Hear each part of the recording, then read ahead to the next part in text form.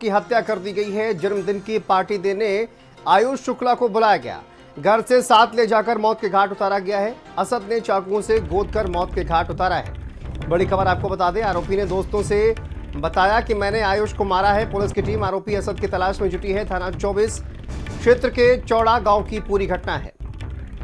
जन्मदिन की पार्टी देने के बहाने बताया जा रहा है, साथ में लेकर गया और घर से ले जाकर मौत के घाट उतार दिया गया। असद ने चाकुओं से मौत के घाट उतारा। दोस्तों को बताया कि मैंने आयुष को मारा है।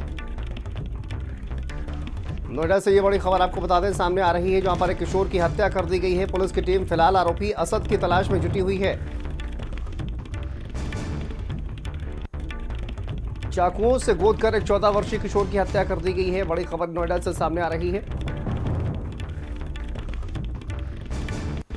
देखिए, परिजनों का रो रो कर बुरा हाल है। घर से साथ ले जाकर मौत के घाट उतारा गया है।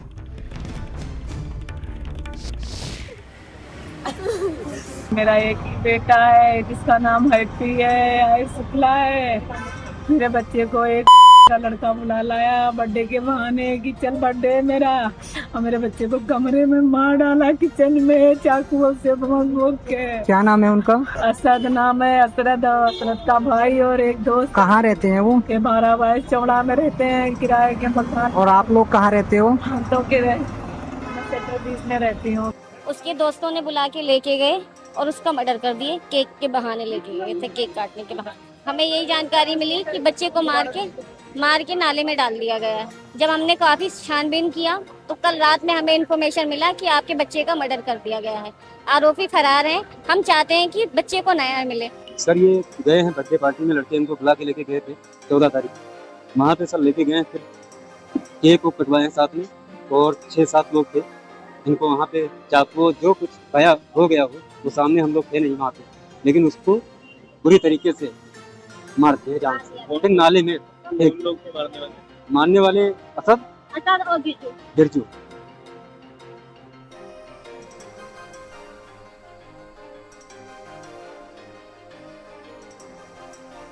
लोकेश हमारे सहयोगी जुड़ गए हैं ज्यादा जानकारी के साथ। लोकेश, ये जो पूरी घटना है, क्या अभी तक बॉडी मिली है? क्या इस घटना को लेकर ज्यादा जानकारी सामने आ रही है? देखिए, बॉडी मिलने के बाद ही परिवार को इस बात की जानकारी मिली है कि उनके बेटे की चाकू से गोदकर हत्या कर दी गई है। दरअसल ये पूरा मामला जो है वो 14 अगस्त का है। जो सेक्टर 22 के चौड़ा गांव में रहने वाले असद जो है वो इस युवक को बुला करके ले गया था, जिसका नाम आयुष शुक्ला है। और वहां पर बर्थडे पार्टी में केक काटने के बहाने ये वो लोग वहां पर पहुंचे थे और उसकी किचन में ही चाकुओं से गोदकर हत्या कर दी गई। इसमें असद और एक बिरजू नाम का लड़का है जो कि उसके साथ में था।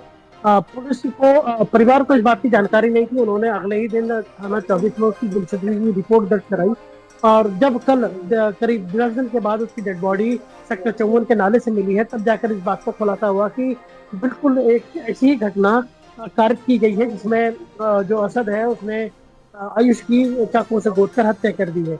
और इसके बाद अब जो परिवार है वो न्याय की मांग कर रहा है। और साथ ही ये एक सिचुएशन ऐसी पैदा हो गई है कि ठीक इसी तरीके की करीब 3 महीने पहले एक घटना खोड़ा में भी हुई थी, जहां पर बकरीद के दौरान एक जो मुस्लिम युवक था उसने अपने एक हिंदू दोस्त की चाकुओं से गोदकर हत्या कर दी थी। दोनों के बीच में विवाद हुआ था। इस बार भी इसी तरीके की वारदात सामने आई है। परिवार कानूनी कार्रवाई की बात कर रहा है, उसे न्याय दिलाने की बात कर रहा है। वही जो हिंदू संगठन है वो इस मामले में अब सामने आ रहे हैं और वहाँ उनके परिवार तक अप्रोच कर रहे हैं कि उनके खिलाफ कार्रवाई की जाएगी, क्योंकि असद और उसके जो साथी हैं वो सभी फरार हैं। तो ऐसे में पुलिस के सामने एक बड़ी चुनौती है कि उनकी जल्द से जल्द गिरफ्तारी करे और उनके खिलाफ जो है वो कड़ी कानूनी कार्रवाई करे। लेकिन परिवार ने हालांकि इस मामले में, क्योंकि जो कोड़ा का मामला था उस मामले में पुलिस की तरफ से एनकाउंटर किया गया था, लेकिन इस पूरे मामले में क्या कुछ होता है ये देखना बेहद दिलचस्प होगा, क्योंकि ये एक उसी तरीके का मामला सामने आ रहा है। फिलहाल पुलिस ने इस मामले में जो गुमशुदगी थी उसे हत्या की धाराओं में मुकदमा दर्ज कर लिया और इसकी इन्वेस्टिगेशन शुरू कर दी है।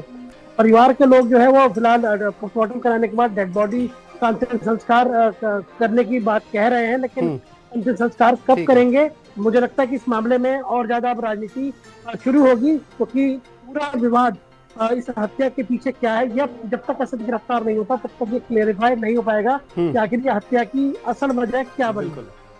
ठीक है, बहुत शुक्रिया लोकेश आपका इस तमाम जानकारी के लिए, अपडेट के लिए। आगरा